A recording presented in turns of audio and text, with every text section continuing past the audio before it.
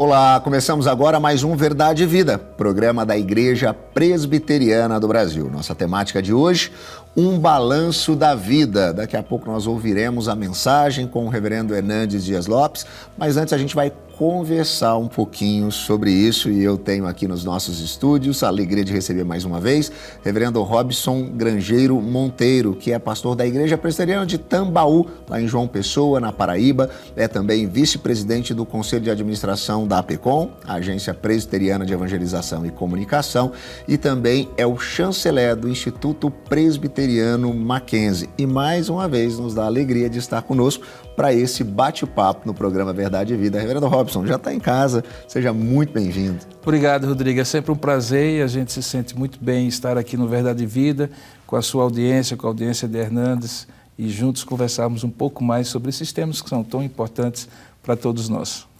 O Verdade e Vida, nesse primeiro momento, tem se tornado, de fato, uma roda de conversa entre amigos. Que né, legal, Robson? É muito gostoso quando a gente recebe irmãos que têm abençoado a Igreja brasileira, a Igreja Presbiteriana do Brasil, a partir dos seus dons, dos seus talentos, dos seus ministérios, e que a gente pode também conhecer um pouquinho mais, né? E por isso é uma alegria a gente estar aqui junto, conversando, e a gente tem outras oportunidades. Eu me lembro até que há alguns dias a gente estava conversando, né, fora aqui dos nossos estúdios, e eu estava compartilhando um pouquinho, né, algumas das minhas paixões que tem a ver com o cinema e com os filmes, e a gente recordava naquela conversa, quando eu te contava sobre um filme que me marcou bastante, muito premiado no início dos anos 2000, estrelado pelo ator Jack Nicholson, intitulado Confissões de Schmidt.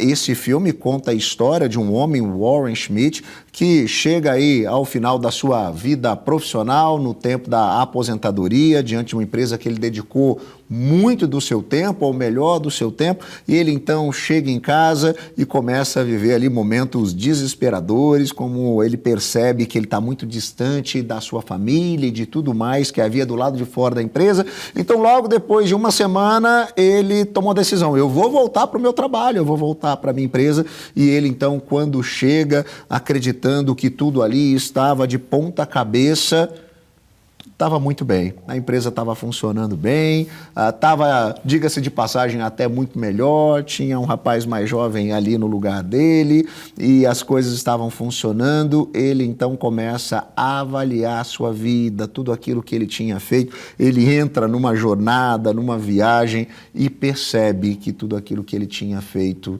não valeu a pena. Muitas vezes a gente se depara com pessoas que olham para trás para a sua vida e percebem que não valeu a pena. Por que muitas pessoas se sentem tão frustradas com a sua própria trajetória, ainda que em algumas áreas, aparentemente, elas tenham tido algum tipo de sucesso? Porque, de fato, Rodrigo, algumas vezes a vida não valeu a pena mesmo. Porque, veja, quando a gente investe em determinadas coisas, eu gosto muito daquela expressão de C.S. Lewis que diz que tudo que não for eterno é eternamente inútil. De repente você coloca toda a sua melhor energia, o seu melhor tempo, talento e tesouro em coisas que vão passar, em coisas que são transitórias, que fazem sentido em determinado momento da sua vida, na dimensão que elas precisam ter. Trabalho é algo importantíssimo. O trabalho dignifica o homem, o trabalho traz prazer, o trabalho traz sentido de realização, mas não pode ser um fim em si mesmo. Até mesmo os relacionamentos são muito importantes, estruturam a emoção da gente, a vida relacional e tudo mais, mas eles não são uma coisa em si mesmo, um fim em si mesmo. Tem que haver algo mais profundo do que isso, que aponte para a eternidade, porque, como diz o texto da Eclesiastes capítulo 3, Deus pôs a eternidade no coração do homem. Significa que nós não somos seres que pensam até a morte. Nós somos seres que pensam após a morte. E do lado de lá da eternidade, nenhuma dessas coisas vai eventualmente ultrapassar conosco. Então, quando todo o melhor do tempo, talento e tesouro é investido nisso, eventualmente as frustrações e as decepções acontecem e elas não são necessariamente negativas. E aí é que existe a possibilidade de uma autoavaliação positiva, de uma reflexão em que talvez ele fez, mas percebeu muito tarde e por isso essas avaliações não podem ser feitas ao final da vida, porque pouco tempo restará para correções de rumo. É preciso que talvez até mesmo hoje, na vida de um jovem, de um adolescente, de uma pessoa que está começando a sua vida profissional, familiar ou em qualquer outra área, haja momentos, pit stops, checkpoints, que possam, naquele momento, a pessoa parar e dizer assim, faz sentido o que eu estou fazendo hoje, todo esse tempo, talento, tesouro, investidos em coisas que vão passar? E aí, esse é o momento da verdade e um momento muito importante. E agora, reverendo Robson, diferentemente, né, do que aconteceu com o personagem interpretada pelo Jack Nicholson, né, a gente olha para a sabedoria bíblica e as Sagradas Escrituras nos apresentam agora um outro homem também refletindo sobre a vida, né? Quando a gente lê o texto lá da segunda carta de Paulo a Timóteo, ele olha para a sua própria vida e ele tem uma percepção tanto quanto diferente, né? A gente conhece esse texto bíblico célebre, né, que diz que ele completou a corrida, ele combateu o bom combate, ele manteve a sua fé. O que essa lembrança ou essa percepção de Paulo ao olhar para a sua própria vida de fato significa? Eu acho que o segredo é qual era o combate que ele agora dizia que tinha completado, que tinha combatido, qual era a carreira que ele tinha completado, qual era o propósito de vida dele. E Paulo foi alguém que estava indo numa direção que era uma direção que para ele fazia todo sentido. Uma pessoa religiosamente muito zelosa, que em nome do seu zelo religioso cometia coisas que eram contrárias àquilo que a própria lei de Moisés ensinava para ele. Mas em dado momento, ele teve aquilo que nós chamaríamos de conversão ali no caminho para Damasco e completamente mudou a sua existência. Um combate diferente ele passou a combater, uma carreira diferente. Ele usa aí duas metáforas, todas elas do mundo greco-romano. A primeira, a ideia de uma carreira, né, de uma corrida, de uma competição. A vida tem essas fases em que você tem aquela largada na vida, você tem que manter um determinado ritmo e chegar a um final. A vida tem uma linearidade muito clara, mas ao mesmo tempo ela é um combate consigo mesmo, com as suas próprias limitações, um combate com o contexto da vida e principalmente um combate espiritual em busca de algo que seja mais profundo. E aí nesse momento o que acontece com Paulo é que ele descobre um bom combate, que era um combate que ele precisava combater porque era mais profundo do que aquele que ele havia combatido antes. Ao final da sua vida ele faz uma retrospectiva e diz, valeu a pena ter vivido dessa maneira, diferentemente do personagem do filme e de outros tantos. E mais do que tudo, e o mais importante, em tudo isso ele não perdeu o senso de comunhão com Deus, que é o que ele chama de manteve a fé, conservou a fé. A ideia até de um bom mordomo, né? Isso. Seria talvez a terceira figura aqui, né? Isso, exatamente. Ou seja, aquilo que ele recebeu como um dom, ele manteve e manteve de tal maneira que ele poderia devolver agora ao seu Senhor, dizendo assim, eu bem recebi e eu bem estou devolvendo. É verdade. E então, como a gente pode entender, pastor Robson, que a partir daquilo que Jesus faz na nossa vida, como fez na vida de Paulo, ressignificando, trazendo esse novo entendimento, essa nova forma de viver, nós podemos, a partir de agora, viver de maneira prática uma vida que vale a pena. Eu creio que quando você faz essa reflexão e você troca os seus combates, que você ressignifica a sua carreira e você valoriza o dom da fé, aquilo que Deus lhe deu como oportunidade de viver para Ele, então isso tem implicações práticas. Eu não acredito, Rodrigo, numa fé a Deus, uma fé em Deus, que não tenha implicações práticas, que não mude a maneira de eu ser em casa, no trabalho, nos estudos. E essas implicações dão significado. Pense, por exemplo, usando aqui uma outra metáfora, que esse combate, essa carreira e essa fé são uma estrutura como uma espinha dorsal, em que todo o restante de um esqueleto de vida, ele é sustentado por essa coluna dorsal. Não faz sentido ter pernas sem a coluna dorsal. Não faz sentido ter braços, cabeça. Aquilo tudo está estruturado para ter um equilíbrio vertical, centralizado naquilo que é mais fundamental na vida. E que eu creio que tem a ver com o sentido que Deus dá à vida. E que Ele permite que eu compreenda e, compreendendo, modifique princípios, investimentos, como eu gosto de sempre usar essa expressão, tempo, talento e tesouro, o melhor daquilo que eu faço, o melhor daquilo que eu uso em termos de tempo e as próprias fontes financeiras, de capacidades que Deus me dá em função daquilo. A vida passa a ser em função do combate, em função da carreira e para conservar a fé. Você entrou num ponto bem interessante, porque a minha próxima pergunta, pastor Robson, vai bem nessa direção. Nesse sentido, pastor Robson, como que a gente pode identificar qual que é a corrida que a gente deve completar e o combate que efetivamente a gente deve travar? Rodrigo, eu acho que há coisas comuns às pessoas. Qualquer pessoa, um advogado, um professor, um pastor, um estudante. A primeira delas é que nós fomos criados para a glória de Deus. Então, o ser humano não foi criado para viver em função de si mesmo. Ele foi criado para que, seja comendo, bebendo, estudando, trabalhando, produzindo, em qualquer área da vida, ele possa viver para a glória de Deus. Inclusive, um dos lemas da reforma é justamente o Soli Deo Gloria, ou seja, que nós vivemos para a glória de Deus. Então, qualquer coisa que seja, qualquer vontade que possa estabelecer no seu coração, na sua vontade, qualquer rumo de vida precisa ser em função da glória de Deus. Segunda coisa tem a ver com vocação e missão. A ideia de vocação foi totalmente ressignificada pela maneira como nós protestantes entendemos. Normalmente, vocação era associada à ideia de religião. Então, se alguém disser assim, você é vocacionado, então alguém diz assim, então vai ser pastor, vai ser padre, vai ser um religioso. A ideia de vocação é a ideia de um chamado. E Deus chama quando, pelas circunstâncias da vida, nos dá capacidades específicas para determinada área, para fazer determinada tarefa. Nós estamos aqui gravando, temos uma equipe ao nosso redor, cada um deles é vocacionado para aquilo que Deus capacitou. E Deus capacitou justamente porque tinha esse propósito, e aí vem o senso de missão. Nós precisamos ter essa ideia de que nós não estamos aqui apenas para trabalhar. Na verdade, eu costumo dizer que trabalho, estudo e todas essas coisas são apenas pretextos para que Deus nos use para cumprir uma missão. Então, a ideia de glória de Deus, vocação e missão precisam estar juntas para que eu compreenda qual é a vontade de Deus. E tem um último detalhe. A vontade de Deus não é alguma coisa que a gente deveria querer saber para os próximos 2 anos, mas para o dia de hoje. E quando tivermos essa consciência por 7 dias, teremos descoberto qual é a vontade de Deus para uma semana e assim por diante. Às vezes a gente fica muito preocupado em projetar a vontade de Deus lá para frente, mas é a cada dia que a gente cumpre a vontade de Deus.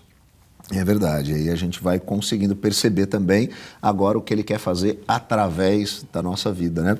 A gente começou com um filme, eu encerro com outro, né?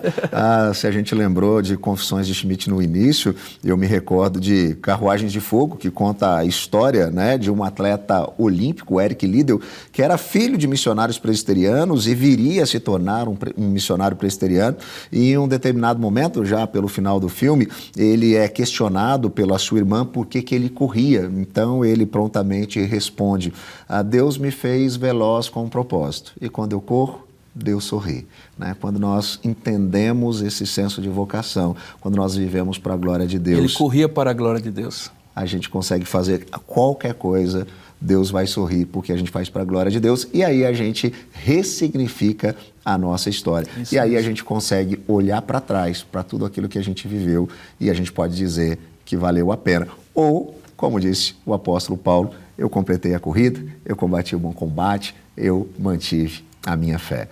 Não sai daí não, daqui a pouquinho tem a mensagem com a temática Um Balanço da Vida com o reverendo Hernandes Dias Lopes.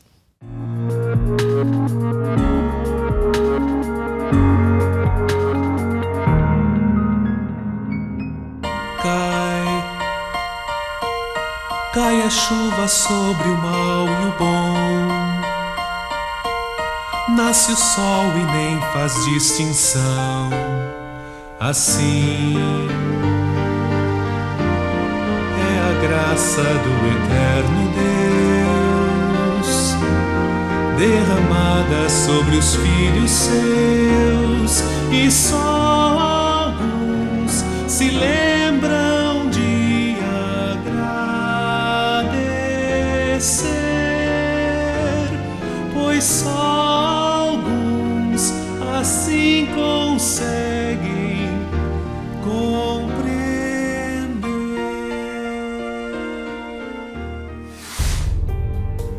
Ansiedade é preocupação exagerada, pressa, angústia, medo. Ansiedade rouba sua alegria, tira sua paz, seu brilho, consome pouco a pouco a sua vida. Vivam sem preocupações na presença de Deus, pois Ele toma conta de vocês.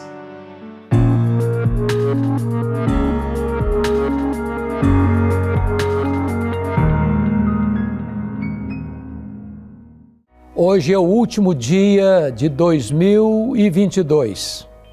Por isso eu quero falar com você sobre um balanço da vida. Vou basear esta mensagem em 2 Timóteo, capítulo 4, versos 6 a 8. Vamos ouvir a leitura deste texto. Quanto a mim, estou sendo já oferecido por libação, e o tempo da minha partida é chegado. Combati o bom combate, completei a carreira, guardei a fé. Já agora a coroa da justiça me está guardada, a qual o Senhor reto juiz me dará naquele dia, e não somente a mim, mas também a todos quantos amam a sua vinda. O apóstolo Paulo certamente foi o grande desbravador do reino de Deus, o grande bandeirante da fé, o mais expoente missionário da história, o maior teólogo do cristianismo, o homem que plantou igrejas nas mais diversas províncias do Império Romano, como a Galácia, a Macedônia, a Acaia, a Ásia Menor. Dos 27 livros do Novo Testamento, ele escreveu 13. Ele foi aquele desbravador que percorreu as regiões mais longínquas e por onde passou, mesmo debaixo de atroz perseguição, deixou igrejas plantadas, liderança firmada e um rastro luminoso do seu testemunho exemplar. Este homem foi preso em Roma 2 vezes, não porque cometera crimes, desmandos, mas a primeira feita foi preso por inveja dos judeus, seus irmãos, que por ciúmes e disputas acusaram-no diante das autoridades romanas. Mas desta prisão, que ficou em Roma nos anos 61, 62, ele saiu. E saiu não para se aposentar, mas saiu para fazer o que nós chamaríamos hoje de a 4ª viagem missionária, deixando Timóteo em Éfeso, Tito em Creta, possivelmente indo à Espanha, como era seu desejo. Mas agora, já no final da sua vida, velho, pobre, doente, cheio de cicatrizes, ele é preso pela 2ª vez. E agora não como um apóstolo, mas sob a pesada acusação de ser um malfeitor, um criminoso, talvez sob a suspeita de ser o mandante do incêndio de Roma, que ocorreu no dia 17 de julho do ano 64. Paulo agora está numa masmorra, úmida, fria, insalubre, de onde as pessoas saíam leprosas ou para o martírio. Ele estava na masmorra mamertina. Em virtude da sua prisão, ele testemunha que todos os da Ásia o abandonaram. Até Timóteo estava acanhado, com vergonha das suas algemas. Na sua primeira defesa, quando marcaram uma audiência para ele apresentar suas testemunhas, ninguém foi a seu favor, antes todos o abandonaram. Então este veterano apóstolo, este bandeirante do cristianismo, é condenado à pena de morte. Por ser cidadão romano, não foi crucificado como Pedro, mas foi degolado. E é desta masmorra, já no corredor da morte, aguardando o dia da sua execução, é que ele escreve para o seu filho Timóteo e faz um balanço da sua vida. Em primeiro lugar, olhando pelas lentes do retrovisor, ele faz um balanço do seu passado. No versículo de número 7, ele diz: combati o bom combate, completei a carreira, guardei a fé. O que ele está dizendo é que a vida dele não foi de amenidades. Foi um combate ferrenho, sem trégua. Mas não foi um combate qualquer, foi um bom combate. Aquilo que era seu sonho e projeto de vida, completar a sua carreira, agora é um testemunho de vida: eu completei a carreira. Num mundo de tantas vozes, de seduções, de ameaças, de constrangimentos e perigos, com tantas vozes dissonantes do Evangelho, ele diz: eu guardei a fé, eu não vendi minha consciência, eu não prostituí o meu ministério. Ele olha para o passado como um homem vitorioso em Cristo Jesus. Mas agora, ele faz uma avaliação do seu presente no versículo 6. E diz: quanto a mim, já estou sendo oferecido por libação, e o tempo da minha partida é chegado. O que ele está dizendo para Timóteo é o seguinte: ô Timóteo, Roma vai me matar. Já estou condenado à morte. Mas na verdade, eu vou me entregar. Não vou me entregar para Roma. Vou me entregar para Deus como um sacrifício vivo. Como um sacrifício de aroma suave. Como oferta de libação ao Senhor. E mais, Timóteo, eu não vou morrer, eu vou partir. A palavra partida no grego, e aqui em português, é uma espécie de eufemismo para a morte. E esta palavra tinha 3 significados. Primeiro, a palavra partida significava tirar o peso das costas de alguém para aliviá-lo da bagagem. Apocalipse 14:13 diz que bem-aventurados são aqueles que desde agora morrem no Senhor para que descansem das suas fadigas. A morte para um cristão não é uma tragédia, é descansar das suas fadigas.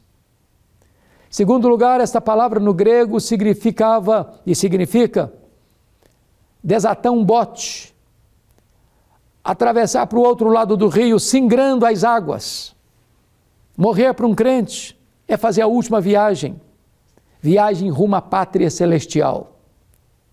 É deixar este mundo de dores, de lágrimas, de luto, de conflitos, de angústias, de tensões, para entrar na cidade santa, onde Deus vai enxugar dos nossos olhos toda lágrima, onde não vai ter mais dor, nem pranto, nem luto, porque as primeiras coisas já terão passado. Mas a palavra partida, em terceiro lugar, significava afrouxar as estacas de uma barraca, levantar acampamento e mudar-se para sua casa permanente.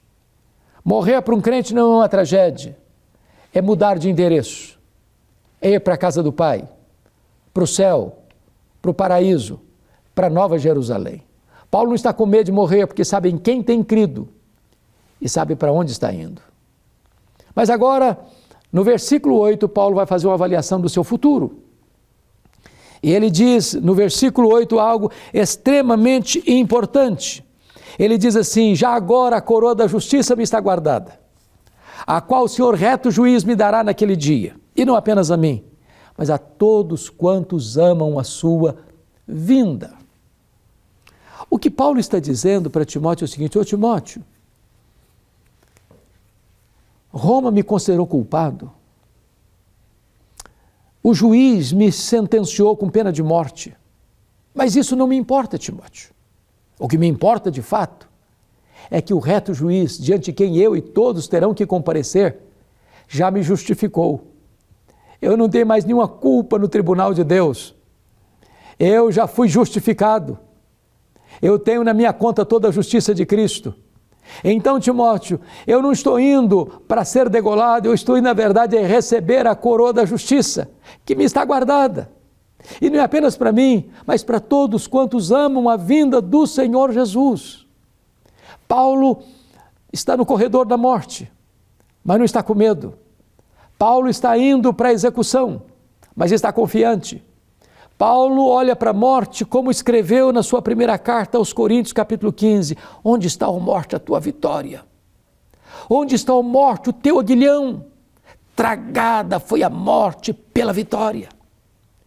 Paulo compreendeu que Jesus Cristo entrou nas entranhas da morte, arrancou o aguilhão da morte, matou a morte e ressuscitou, inaugurando a imortalidade. Agora, para ele, viver é Cristo e o morrer é lucro.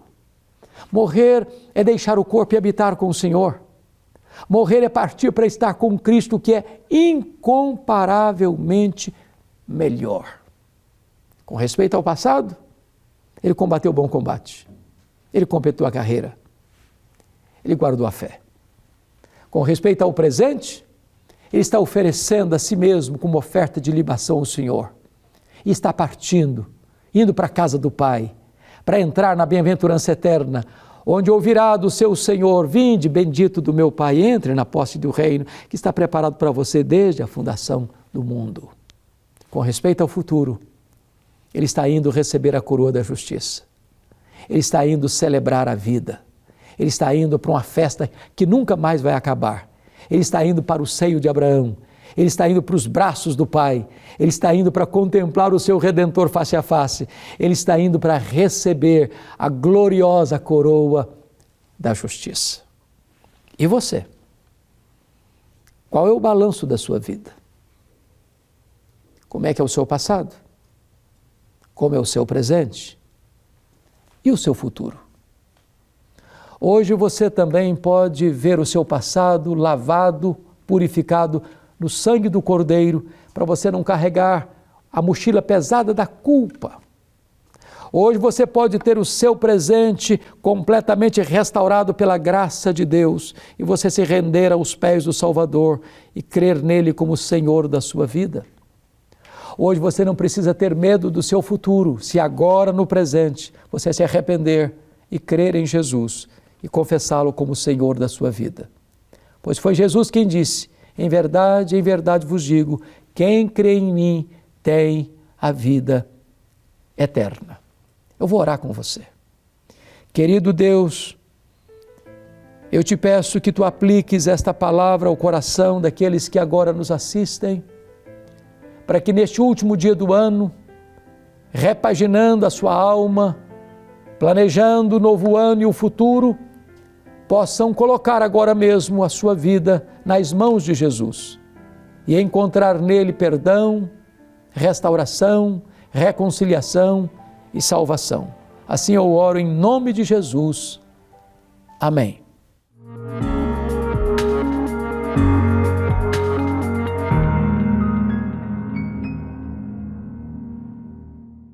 Olá, chegamos ao final de mais um Verdade e Vida. Hoje a gente conversou sobre um balanço da vida. Espero que você tenha sido tão abençoado quanto eu pelo programa de hoje. E se você quer compartilhar esse programa com pessoas próximas a você, é bem fácil para você fazer isso.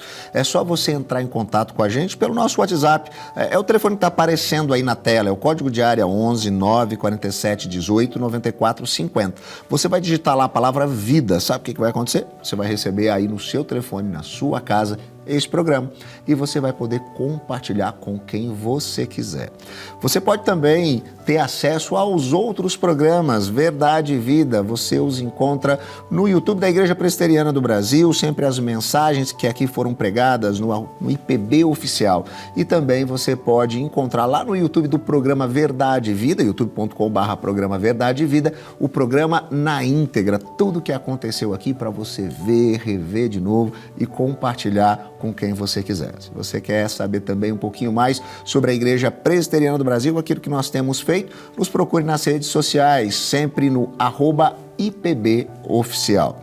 O programa Verdade e Vida vai ficando por aqui, mas semana que vem a gente está de volta, no mesmo horário e no mesmo canal.